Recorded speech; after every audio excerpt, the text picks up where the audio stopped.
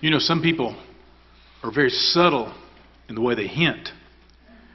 And I suppose the hint was my sermons have been too long, because in Bible class I had my sermon notes in a folder on the table in front of me, and I'm sitting there listening to Travis, and I look up and here's one of the elders, I guess our junior elder, I won't mention his name, but he comes and opens my sermon folder, takes out the first page and walks off. And I said, "That's my sermon." He said, "I need a piece of paper." So, I mean, if you're going to take one, Tony, at least take the bottom page next time. But anyway, no, he thought it was the handouts that Travis had been given, but I couldn't help but get a chuckle out of that.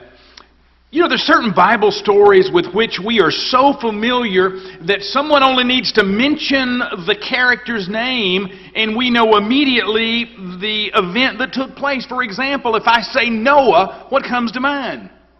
The ark. If you mention Abraham, we think of Isaac. If I say, what about Joshua? You're probably going to say the city of Jericho. And if you mention David, we think of Goliath. And someone says, well, what about Daniel? The lion's den. And on the example goes. And if I mentioned Elijah, you'd probably say, well, that test on Mount Carmel of the burnt offerings. And you'd be exactly right.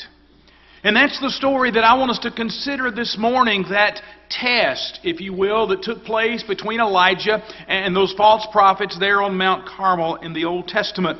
Now understand that Mount Carmel is a mountain there, not too far from the coast of the Mediterranean Sea, and from the top of Mount Carmel you can see in all directions. It has quite a panoramic view, and you can go online and see the present day Mount Carmel today. But understand that in Old Testament times, Mount Carmel was very important, not only for military reasons, but for geopolitical reasons as well. You see, whoever controlled Mount Carmel controlled the northern part of the nation of Israel. They pretty well controlled it militarily. And whoever controlled the worship that took place on Mount Carmel controlled the nation spiritually.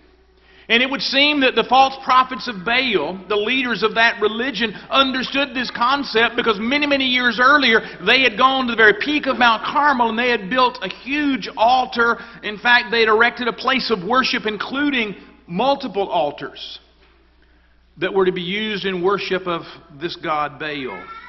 Now, from history we know that Baal worship was a particularly degrading worship. And actually, when you look at what they did, it's hard to use the term worship and Baal in the same context. But actually, it was a bizarre mixture of idolatry, perverted sexuality, and child sacrifice.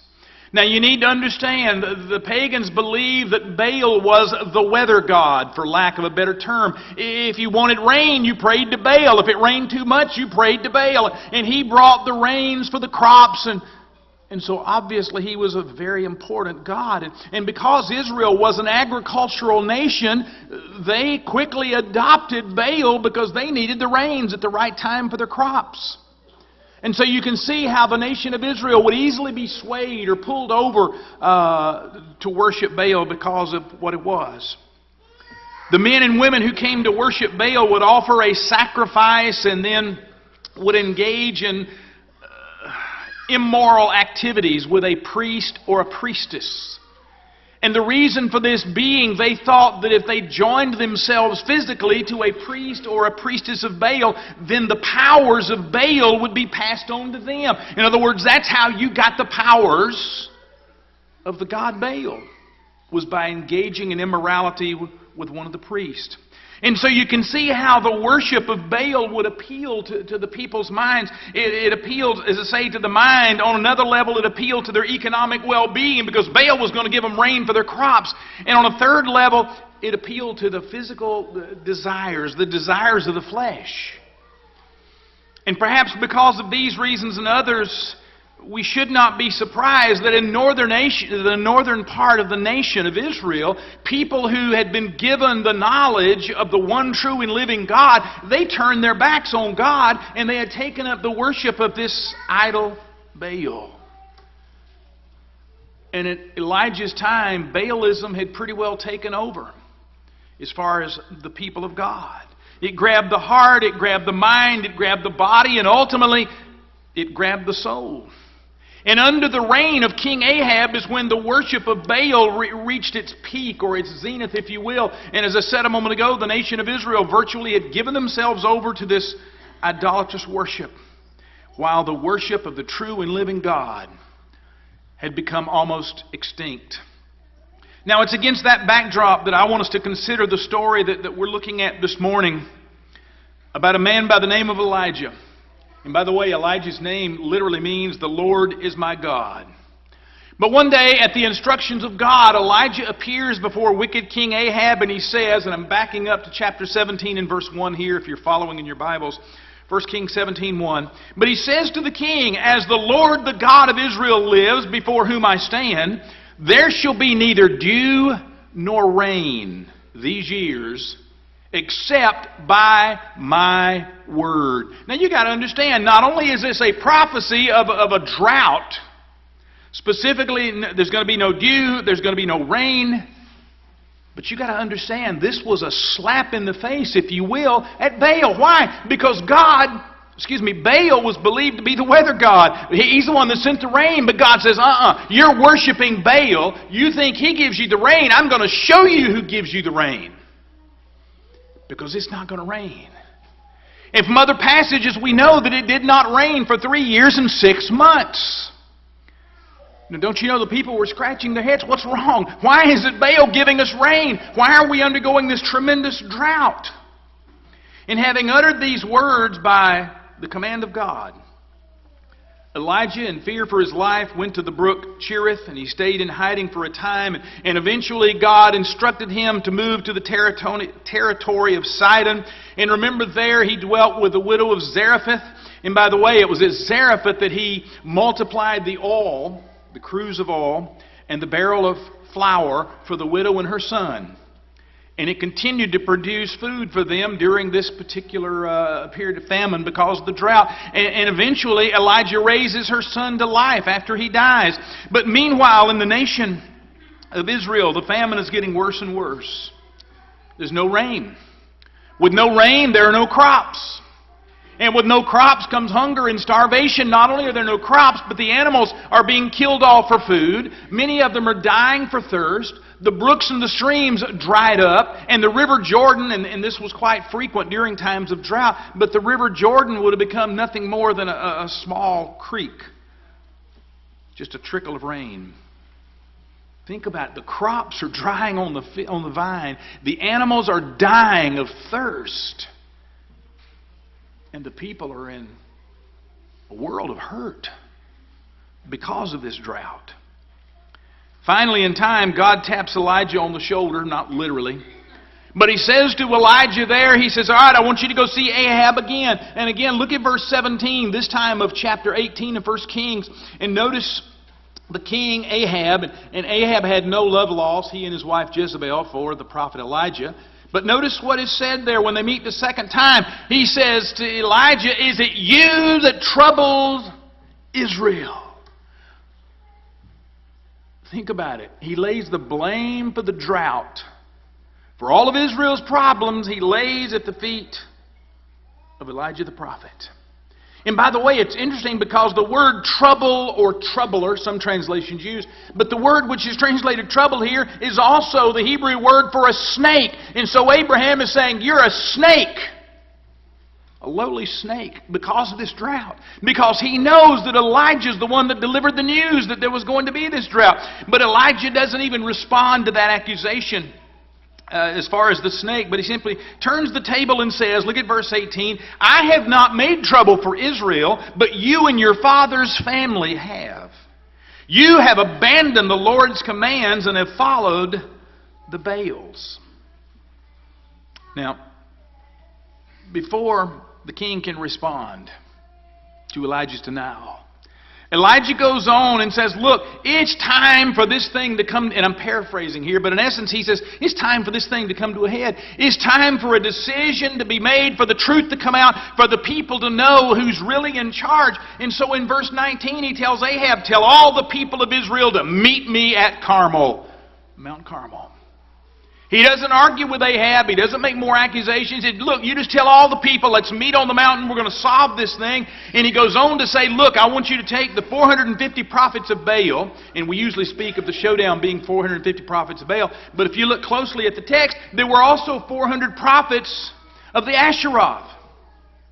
So there were 850 prophets that Elijah commands the king to bring there to Mount Carmel. And by the way, Asheroth is believed to have been the female consort of Baal, the god that we've been talking about. But think about it, 850 false prophets versus one man. Elijah's over here all alone. Nobody stands with Elijah. Nobody says, I'm on your side. I'm here to help you. I think you're right. You talk about being in a minority.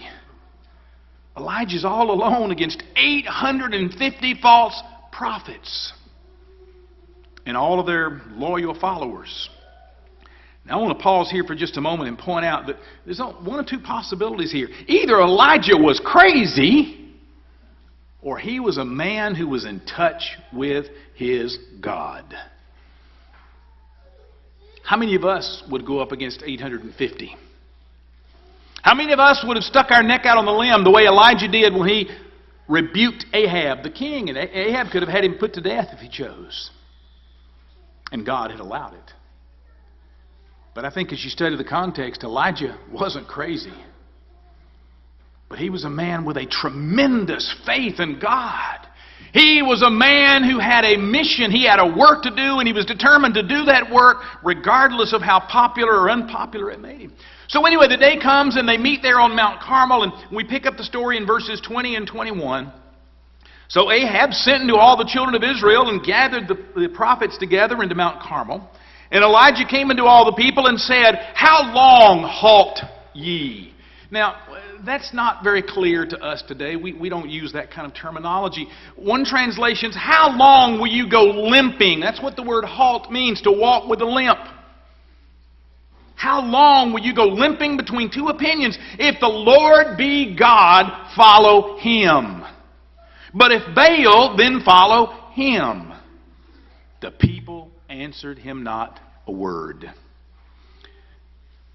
Now the most important part, I think, comes in that last sentence there, the last phrase we read. And the people answered him not a word. I think one of the greatest problems we face in the church today, one of the greatest problems facing the Lord's people today is this very thing. Spiritual indecision, a lack of commitment. Notice the people didn't defend Baal, they didn't defend God. They just kind of sat there with a dumb look on their faces, kind of duh. I mean, take a side, is what he's saying. Quit stumbling back and forth. Make up your minds. Make a decision. And the problem today is that many Christians have not made up their minds whose side they're really on. They can't decide which team they're for. They can't decide which uniform they're going to put on when they get up in the morning. Are you on the Lord's side or are you on Baal's side? Or to put it in today's terminology, you're on God's side or you on the world's side, the devil's side. Indecision is a great problem in the church today, brethren. But notice the little word if. If God is God, then follow Him. If Baal be God, then follow him. The idea is you've got to make up your minds. You've got to make a decision. Yes, there's a time to think and consider and ponder the possibilities and the choices, but eventually we have to make a decision. We have to make up our mind and decide. And this is one of the reasons that I love Elijah. He was so practical.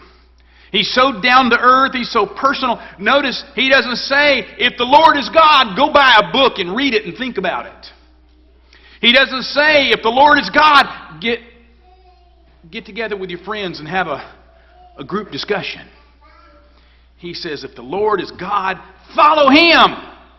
If the Lord is God, get on His team, be on His side. But on the other hand, he said, if Baal is God, get on His team, but quit straddling the fence.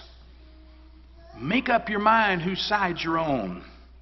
You've got to decide sooner or later. But notice Elijah's proposal there. You can imagine, the people I'm sure wondered, why has the king called us out here to this mountain? I mean, it's not a religious worship day, a feast day for Baal. There's no day was special. So why we're being called up here to the mountain? And look, all the priests are here, 850. And who's that goofy-looking guy over there with the mountain clothes on? Some may have known it was Elijah. But the people are there, and Elijah proposes a very simple experiment. He proposes a test to determine who really is God. Who's the real power? You know, you can argue all day about which brand of soap will get you cleaner. And you can do surveys, and you can go online and read all the studies. But if you want to know which soap cleans you better, get in the bathtub and wash one arm with one bar of soap and wash the other arm with another bar of soap and make up your mind. Put it to the test. And basically that's what Elijah says here in regard to Baal. He says, you take Baal and I'll take Jehovah. We're going to settle this thing. We're going to offer 2 sacrifices. But wait a minute. No fire. No matches. We're going to have a sacrifice, and you call for Baal to send down the fire for your sacrifice, and I'm going to call on God to send down fire for my sacrifice. And whoever answers, he is God. He's the real thing. You know, we could use some of Elijah's courage in the church today. We need a lot less talk and a lot more action. You know, it's fine to talk and to consider and look things over, but there comes a time when we have to make up our minds. There comes a time when we have to do something because talk soon becomes cheap. Remember what we said a minute ago? The people were halting. They were limping between God and Baal. They were vacillating between 2 opinions. You know, they wouldn't really come down on either side of the fence. And Elijah says, hey, we got to do something. You know, they were saying, well, maybe our God is God. And, well, maybe Baal is God. And maybe there's a way we can just mix the 2 together somehow, a little of this and a little of that. Elijah said, no. It's either or. Make up your minds for Baal or God. And so he proposes this, the 2 sacrifices, and they're going to pray to God for fire to light them.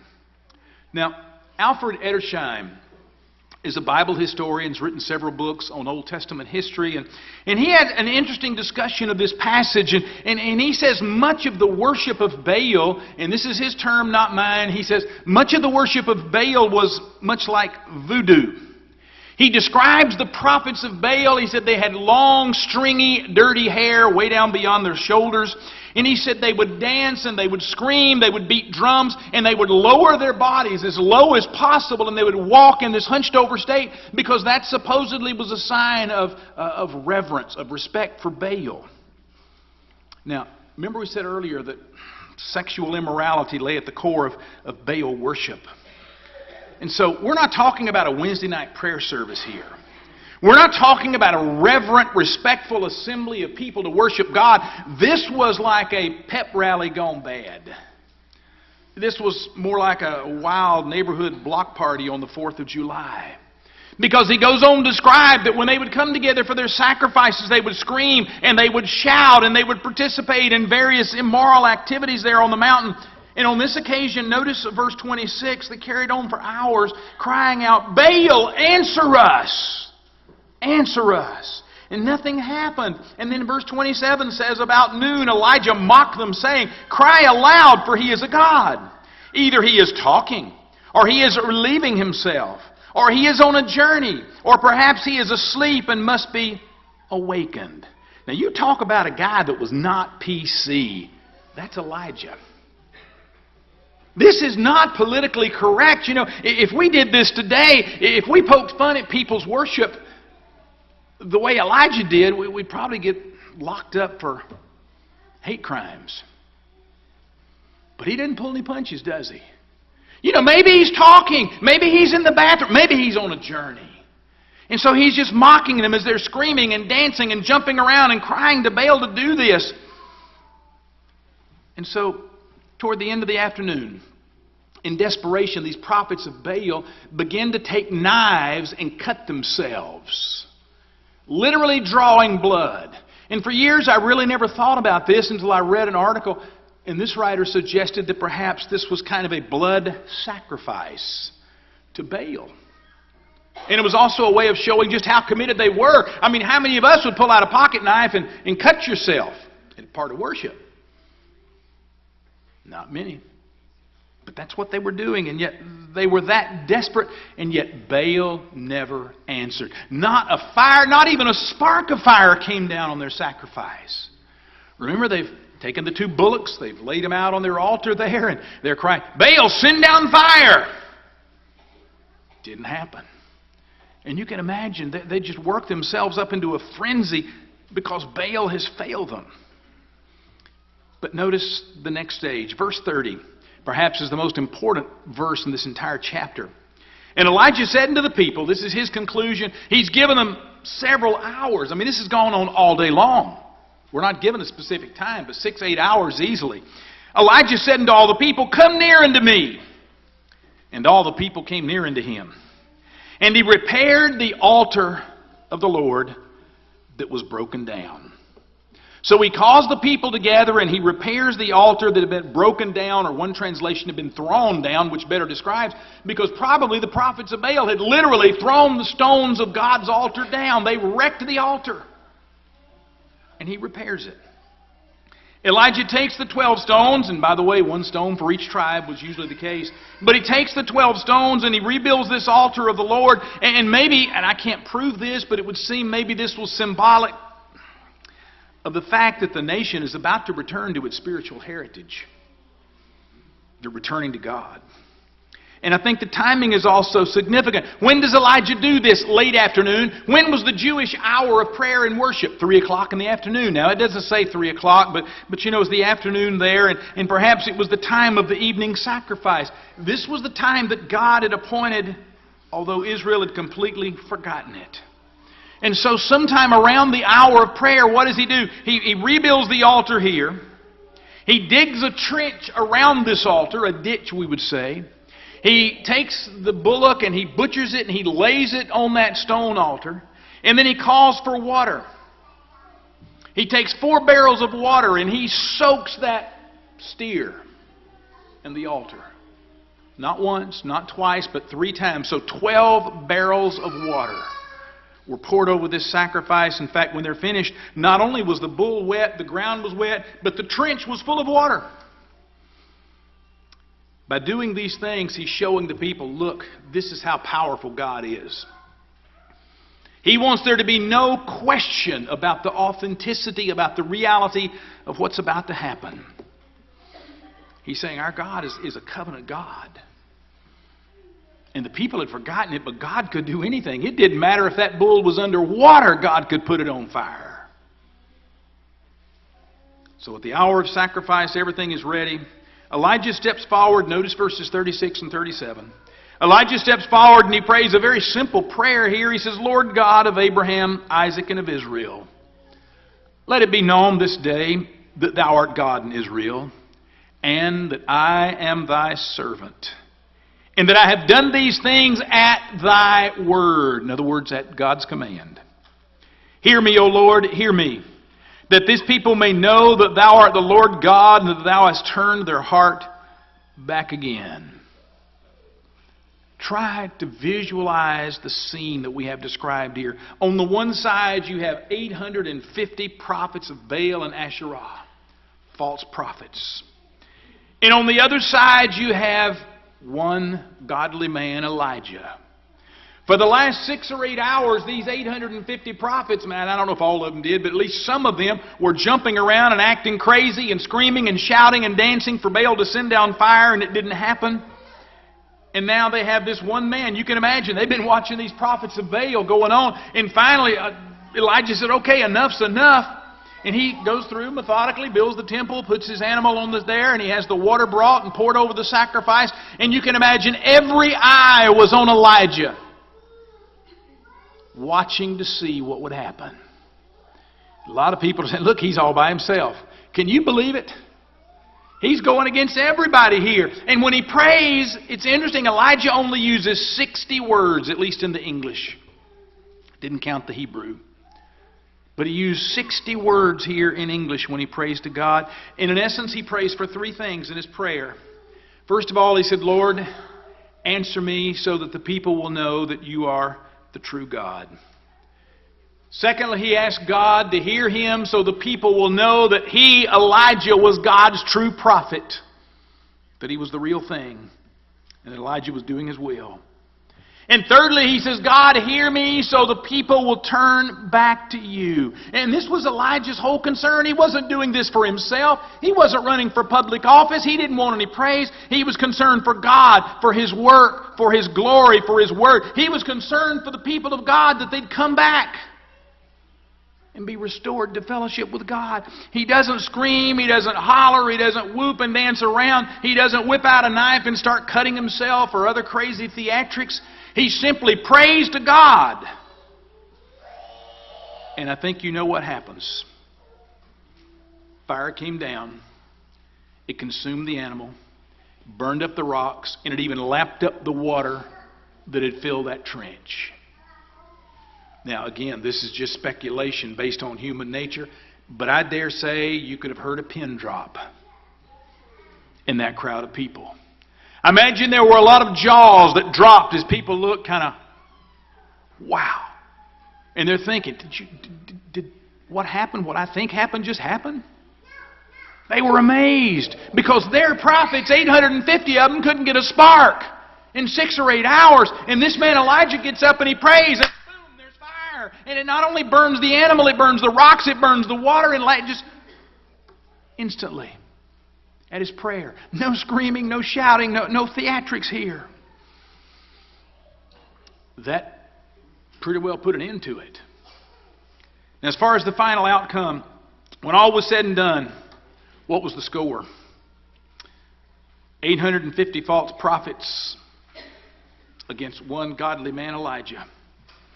Doesn't sound like a fair fight when you first begin to read the story, but yet you look at the final score, what was it?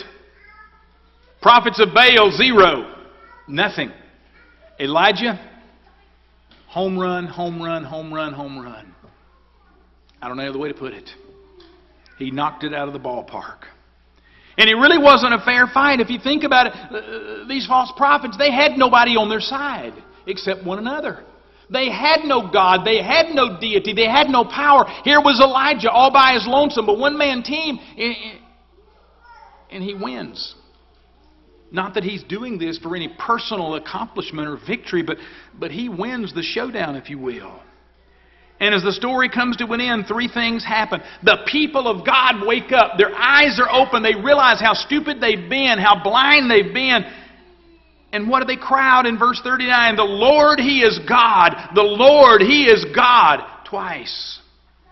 Not only that, secondly, the people seize these prophets of Baal. And Elijah instructs that they be brought there to the Kishon Valley, and they're slaughtered there. Now, inevitably, somebody says, well, that wasn't very nice.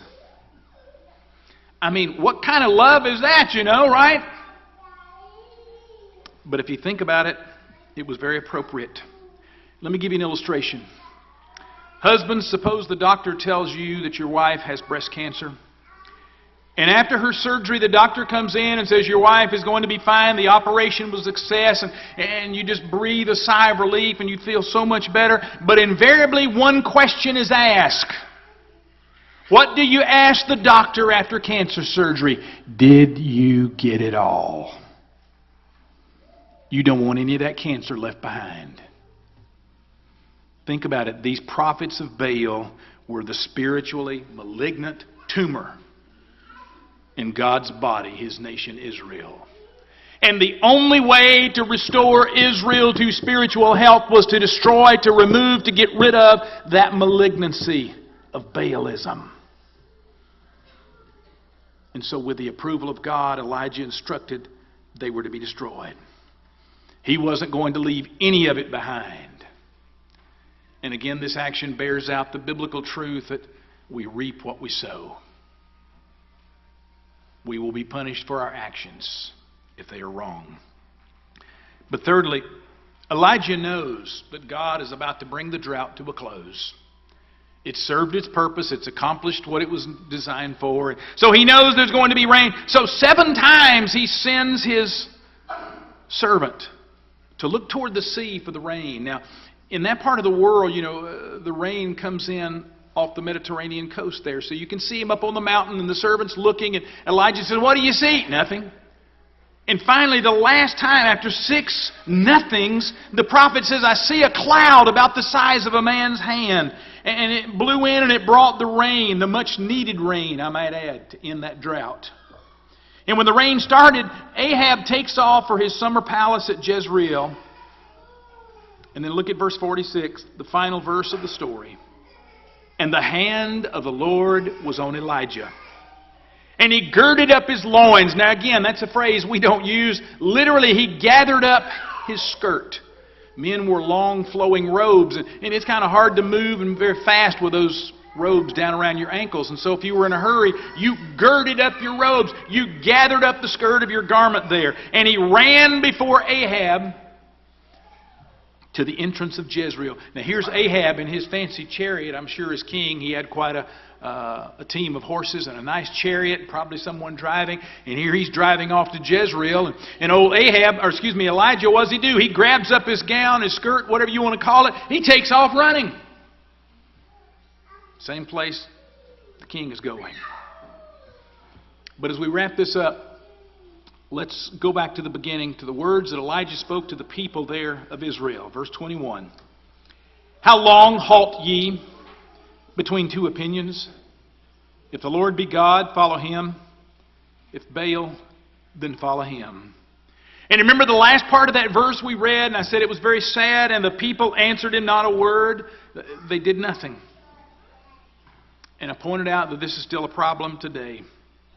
But I would suggest to you in closing that at some point you've got to make up your mind. You've got to do something.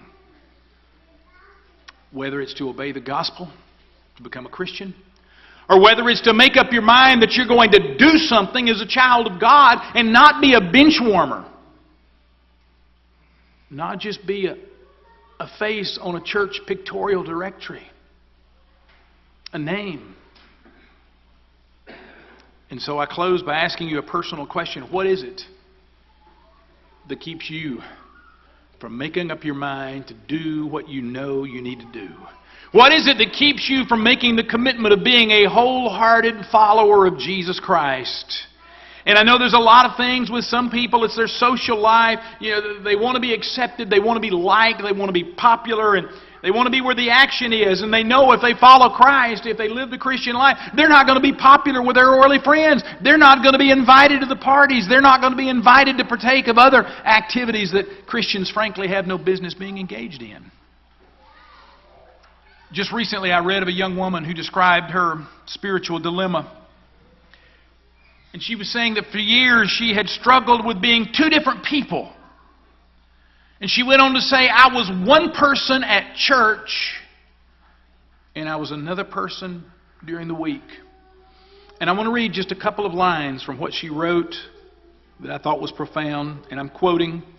She said, for years I've gone out to have drinks with friends and often have made the worst choices in my life as a result of some of those nights. And then I turn around and rely on the church to make me feel whole again. Boy, that describes a lot of people, doesn't it? It's been an endless cycle. And as of yesterday, she said, it's done. I realize I can't combine the 2 lifestyles and that I have to choose one, and the choice is obvious. End of quote. And this young Christian lady went on to say that she knows she'll have struggles. And she knows, and these are her words, she said, I know the devil is ticked off with me that I've decided to follow Jesus. And she's absolutely right. I want to close by putting the words of Elijah in a contemporary context. If Jesus Christ is God, then follow Him. If anything or anyone else is God, then follow them. But make up your mind. Make a decision. And stick with it. God has no use for fence straddlers. Now, probably only a few of you have ever done what we did as boys, cross barbed wire fences. They'd have barbed wire up to keep the cattle in. And invariably you had to cross the fence to hunt or to swim or to get to the creek to feed, whatever. And more than once I have straddled a barbed wire fence and didn't get it quite low enough. It's uncomfortable. You don't want to straddle a barbed wire. In fact, you can straddle a barbed wire fence very long. And it's amazing how high you can jump flat-footed. But believe me, you can't do it. But yet a lot of Christians are doing that. They're straddling the fence between the world and the church, and they're miserable. They have just enough of the world in them to make them miserable in the church, and they have just enough of the church in them to make them miserable in the world. And they could solve the problem if they would go one side or the other of the fence, make up their mind. But instead, some Christians go for years really unhappy with their life. They're not happy in the world completely, and they're not happy in the church completely. And so, again, to quote another scripture, choose you this day whom you will serve. If you want to stay with the world, that's your choice. Nobody's going to force you. God's not going to force you. If you want to follow God faithfully and wholeheartedly, then do that. Again, nobody's going to make you. It's your choice.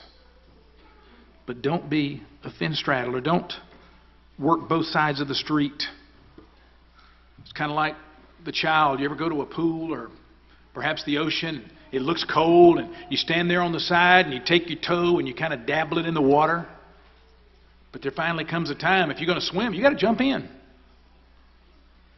And that's the way it is with Christianity. You can dabble your toe in it all day long, but you're not going to get much good out of it.